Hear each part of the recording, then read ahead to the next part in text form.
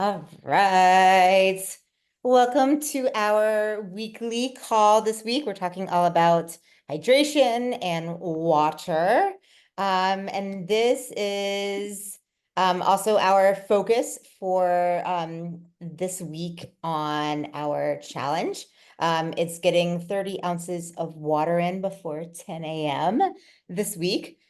Just kind of also continuing to build on the habits from prior weeks as well. So I'm going to talk a little bit about hydration, how it happens, why it's important, but more specifically, what the difference is between what we think hydration is and then what we really need it to do. All right. So I'm going to share here. All right, coach's thumbs up. You can see my email. Awesome. Great. All right, so, okay, water by itself just isn't enough. How to actually hydrate your cells and why it matters. All right. So as I mentioned, our weekly habit this week for the Thrive Through Summer Challenge is 30 ounces of water by 10 a.m.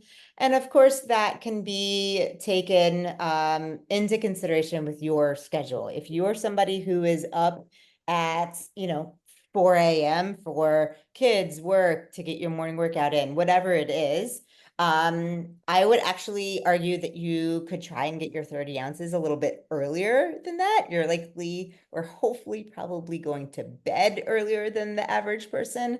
And the same way, the other way applies as well, right? Maybe you're a shift worker or and don't have kids at home that require you to get up early in the morning. So if you're not up by, let's say, 8, 9 a.m., maybe that 10 a.m. marker gets pushed back a little bit. So obviously it's flexible to be able to apply to your personal schedule. But the point is start early. Like most things we do, it's kind of a tone at the top, right? We talk about protein, eating a big protein breakfast, right? Getting ahead of your goals for the day. And the same thing applies for water.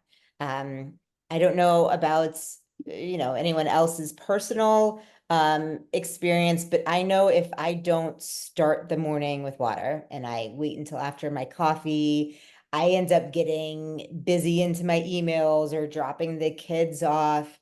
And by the time I know it, it's 11 a.m. I'm like, oh, I gotta get started on my water for the day.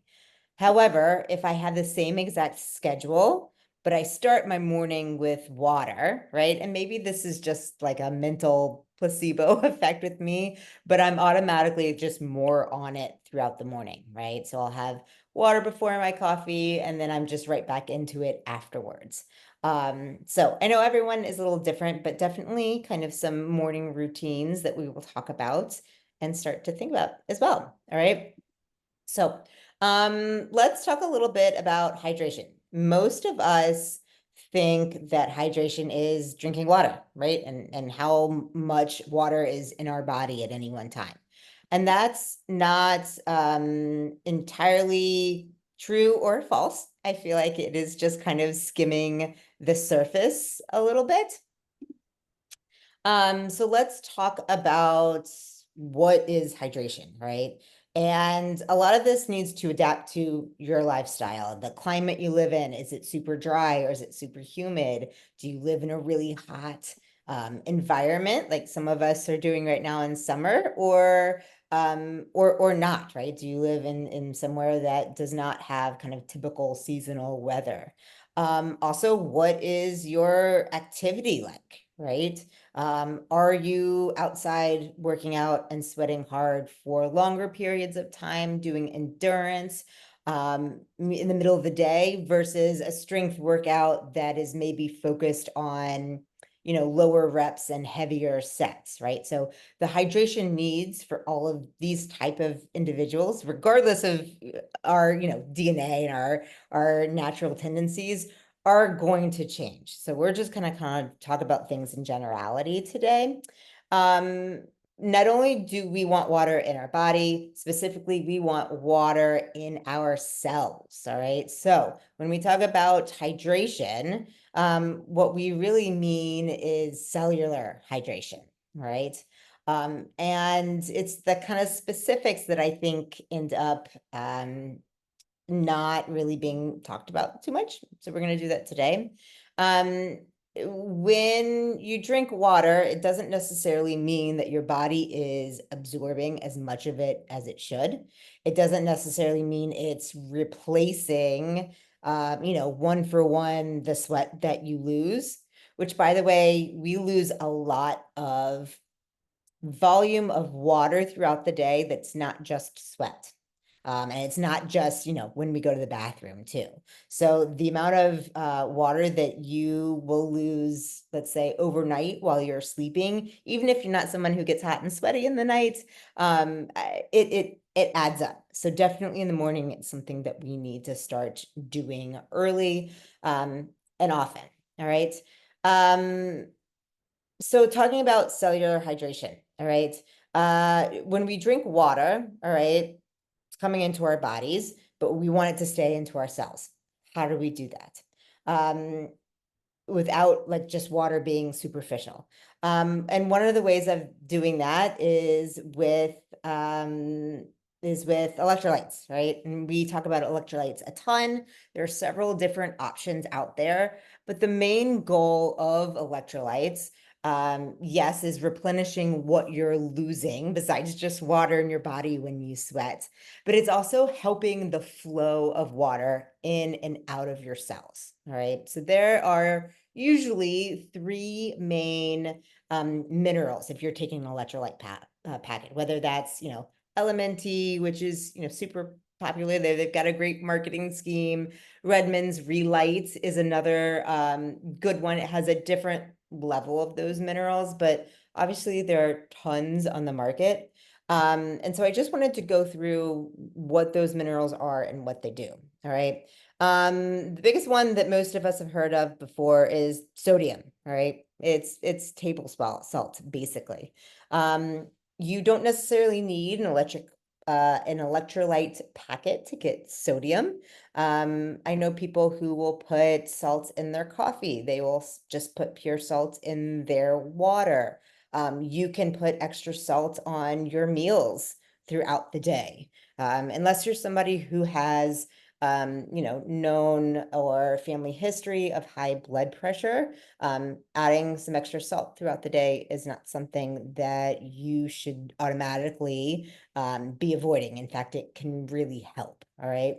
So sodium helps to pull water actually into your cells, into your bloodstream, and maintain that fluid balance.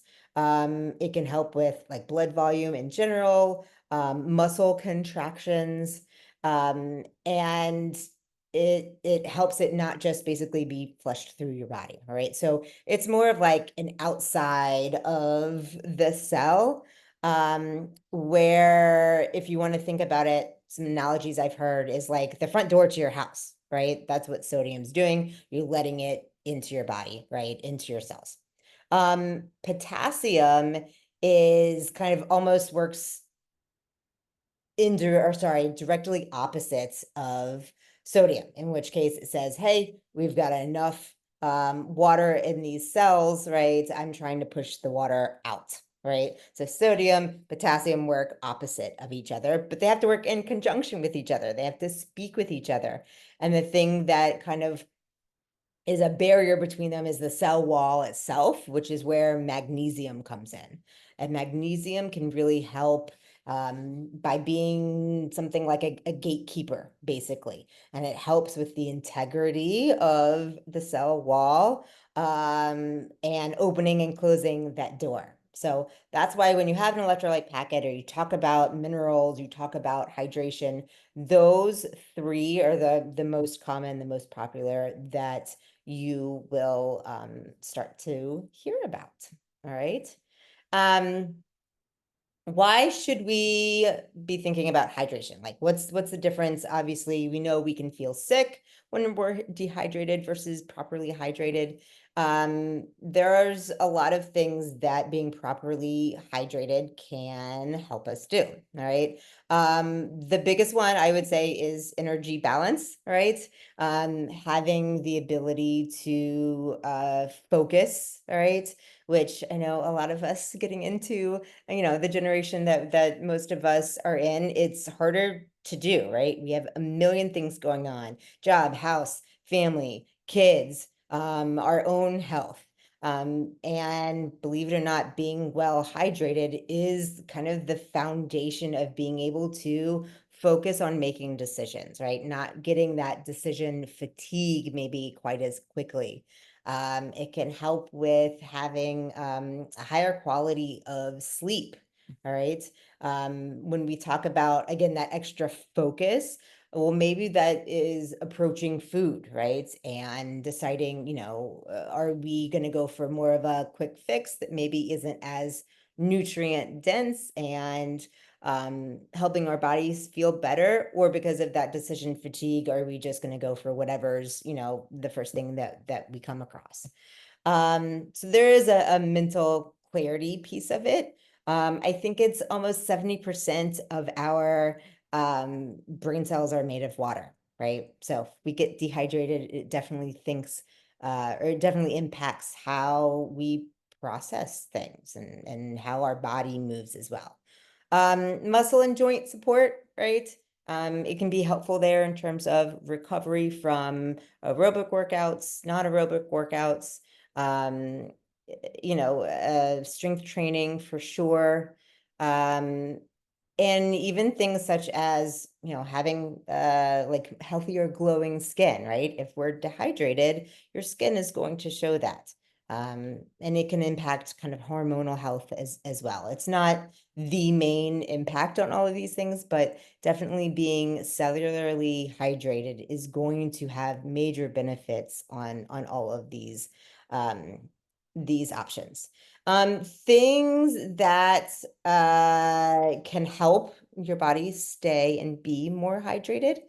We've talked about electrolytes. And the whether or not you take electrolytes, again, goes back to what I touched on in the beginning. Like, what is the environment that you're in like? How much salt are you putting on your food? How much are you sweating? How many times a day are you sweating? How active are you? Does everyone need to take electrolytes on a daily basis? I would probably say no. I think there is such a thing as taking too many electrolytes as well, right? It's not just more is better. So this is something that I would definitely, dial in with the coach. If you're working on one, for what exactly that proper level would be for you. Alcohol and caffeine, all right? And I'm forgetting to kind of scroll through things here.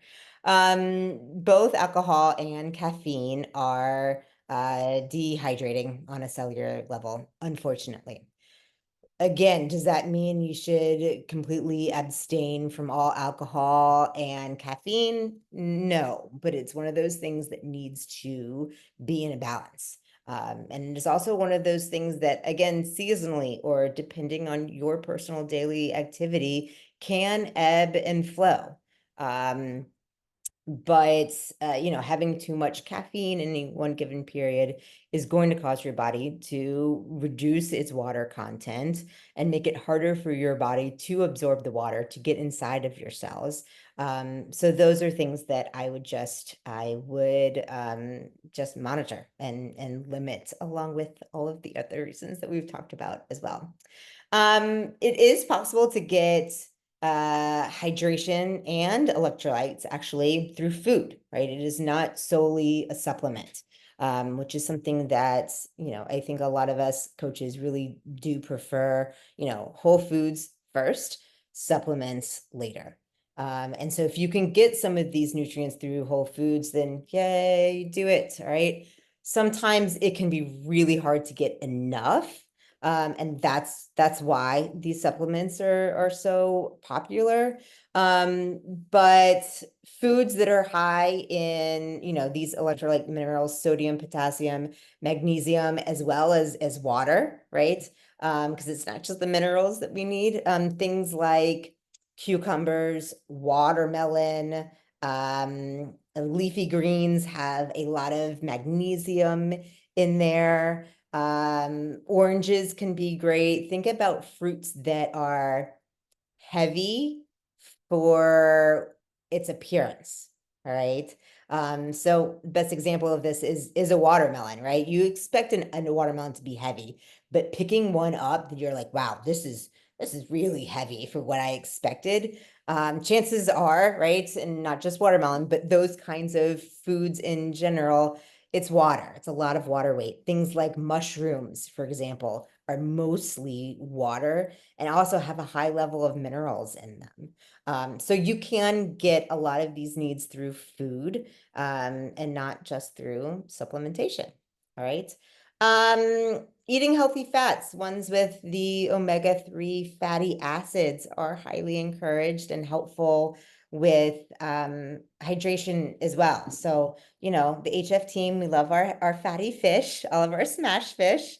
And there are a million reasons why, and this just happens to be one of them. So those omega-3s can help with going back to like the cell walls and just making sure that they are strong, but also flexible enough to allow water in and out rather than having like brittle walls, making it harder for that both mineral and water exchange to happen in and out of your cells.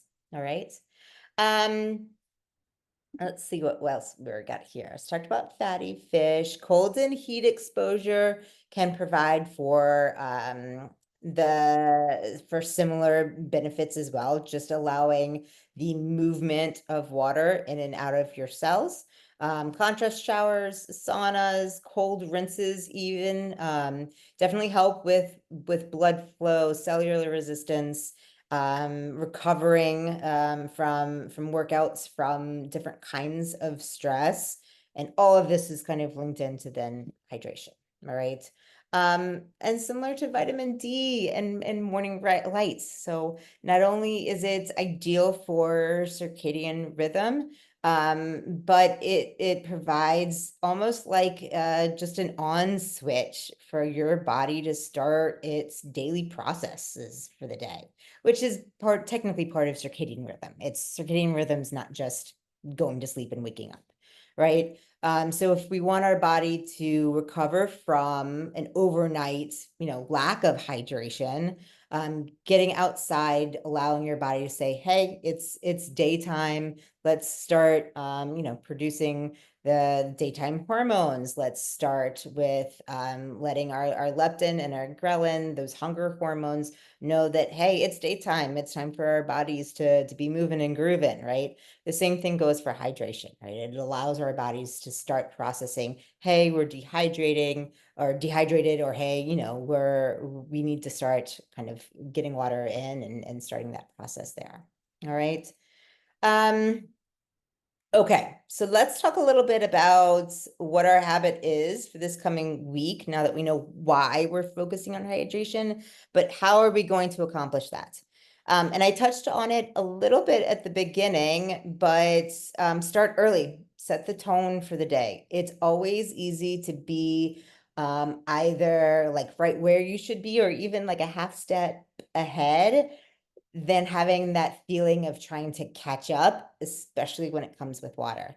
I have definitely gone through, a whole afternoon, which for whatever reason, just busy or not thirsty or not paying attention. I've had a lack of water, and then I get to, 8 o'clock at night and it's, oh my goodness, I am thirsty. Well, then I'm going to bed a couple hours later, and what do you know? I'm up at 1 a.m. having to go to the bathroom when otherwise maybe I wouldn't have been. So it always pays to kind of front load your day, I would say, with a little bit of water. And I would start it with habit stacking in the morning. So a bunch of different ways you can do this. If you wake up to an alarm, I always think it's a great idea to either have your water bottle or a cup of water right next to your alarm. That way you tap your alarm off, it's on your phone, you tap it off, boom, there's your water, right? And even as you are walking to the bathroom, right, to do, daily morning stuff, you're already starting to drink, all right? The other one is I have a lot of clients that find it helpful. If you have a coffee maker, if you're drinking tea in the morning, whatever your morning, beverage is, they fill their coffee cup up with water, so that they have to drink it before their coffee can go inside of it. All right. And that way they're already 10, 15 ounces maybe in the morning, and they haven't even started their coffee yet. And most people are, if you're like me, very motivated for that morning coffee. So I will go through that water quickly. There are reminders you can put on your phone, right? So every, let's say 90 minutes, drink 10 ounces of water, which shouldn't feel like a ton to do in the moment. And that way you're not trying to catch up or, have kind of like a heavy water belly because you chugged at any one point, right? It's just kind of nice and steady throughout the day. All right. So that's just kind of an example of habit stacking. Add a pinch of salt or a packet. A lot of the electrolyte packets are flavored. When water is flavored, right, it's not a surprise that it's easier to drink, right? Water is easier to drink, you tend to drink more of it. So if you're usually like a whole packet person, feel free to spread it out. You could use half a packet in your normal water and save the other half a packet for later on in the day. Again, to help make it a little bit more appetizing if you are somebody that struggles with water. Another thing is to change up the temperature of your water. I know in the winter when it's really cold, the colder the water is, the less I drink it. So I aim to do more room temperature water, and I won't drink it with ice. So definitely the temperature of water can help. Big cups, visible spots, right? I have people who I know will take the same water bottle with them literally everywhere they go. And then I have others, right? Henrietta, cheers. I have others that have a big water bottle in their car. There's one in their desk. There's one in the kitchen. There's one in their bedroom, right? So no matter where they are, they have something with them. And I find that people are kind of one or the other. Something resonates with either of those approaches. Try it out.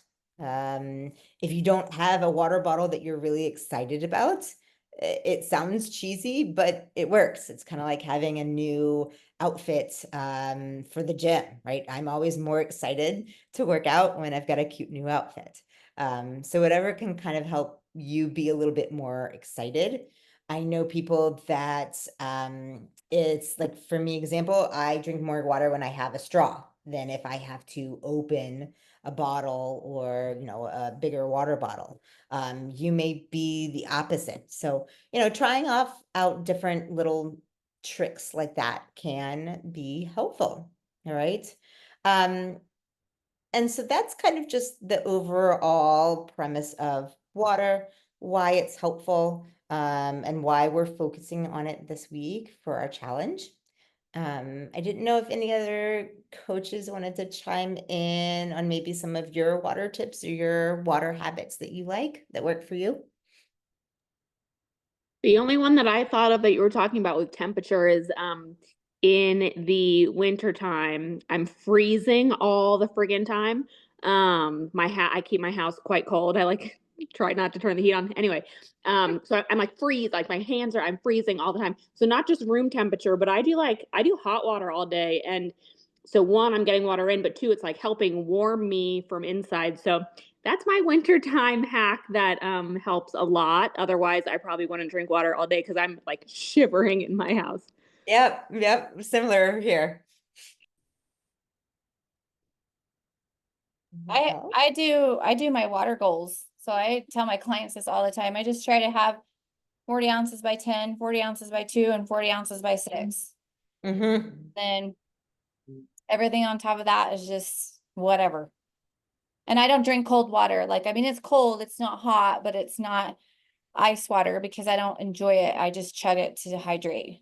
So that's what I do. Yeah. I'm the opposite. I love my water cold. So I like to have lots of ice and kind of like autumn though, I break it into different parts of the day. And I also like to drink, because I drink a lot of water, so I need the electrolytes. I like to drink them warm. So it's almost like, I probably shouldn't have more caffeine. It's kind of like, in between. It helps to like, I don't know, it's something warm and cozy. And I like the chocolate flavored, so it's kind of something sweet too. So splitting those a couple times a day, like a packet in half, can help me a lot. And I like to add lemon to my water too. Something else that is common with a lot of my clients is like bubbly water, right? So seltzer water. And I get a lot of questions like, does that count towards dehydration? And I think yeah, it kind of depends. Like I wouldn't want a client to count more than 1 can a day of it. Not that you can't have more than that. Um, but sometimes there's no replacement for just the real thing, if that makes sense. A lot of times I will use like a flavored, seltzer water, as almost just like my bonus, right? So, in the summer, I'm more active outside. I sweat a lot more. I'm thirstier. I tend to get through my water quicker and earlier throughout the day. So, my spindrift at the end of the day is almost like my bonus, right? It's like my celebration for having gotten through my water. And it's not dehydrating like coffee or tea would be. I just think there's something to be said about just water, water, water. I don't know. What do you coaches think? Yeah, I think I had I'm a client okay. that had a really hard time drinking just plain water. And I think that's very common. We Mhm. just set a goal that I was like, okay, drink your flavored water, but I want you to drink like 1 bottle a day of just plain water. Like that's where we're gonna start. We're gonna drink one, just so you get into the habit of drinking just plain water, because I think a lot of it is you're not used to drinking plain water. And it can also be moving from one place to the other. Water can taste like crap here, and then it Mhm. tastes something different there. At least that's how it is in Norway and Yes. Sweden. But so I think it has a lot to do with just getting used to something. So just starting to drink a little bit, and then you can add more over time. I think it's like kind of like with any new habit. Start somewhere and then you build, Mhm. basically. Yeah, like starting to drink water in the morning, right? If that's a new Yeah, habit for you, shoot, start with 5 ounces, right? That's not that much at all. It's a few sips. yeah, Get, absolutely. get comfortable with that 5 ounces. And then, if you're a competitive person, right, then you can play a little game with yourself. It's like, okay, well, let's move it to 10, Mm. right? And I'm not saying that you infinitely just keep doing this, right? First thing in the morning, there's a limit, but see where your happy place is. I've topped out at about 20 ounces before my coffee. I'm anything more than that, I just like I'm too full, it's too much for me at once. And I'm just eager to get to my coffee already. But yeah, I mean, start little and again, enjoy the process, have some fun with it. If I have a second drink, like a second caffeinated beverage in the day, I'll make myself, all right, I can have it as soon as I finish this. Yeah. So I give myself those little goals before I give Boundaries. myself Yeah. the caffeinated, the drink that I really want. I'll make myself drink the water first. That helps too. That's my first goal of the morning. The first thing that I do when I wake up is drink this whole thing. And I'm not allowed to have a cup of coffee before this is empty. And I think like when you set those rules for yourself, or at least for me, it's like it's written in stone. It's just like, yeah, it would feel really wrong to have a coffee before this is empty. But it's just my own rule, right? So I think sometimes we just have to be a little rough on ourselves and just set the rules. Yes, the things that we tell ourselves, right? Yeah. Awesome. anyone have any other questions, or coaches, any other comments? I don't think so. If you're doing the Thrive, the challenge, I will announce the winner of the macro consult is the giveaway this week.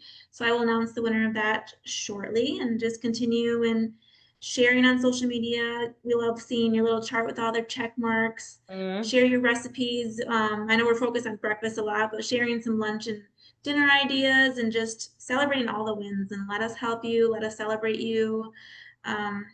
And just continuing doing something over nothing. I'd just love to see that really getting ingrained in everybody's mind, myself included, that sometimes just good enough is good enough. So I love that. So keep sharing there as well.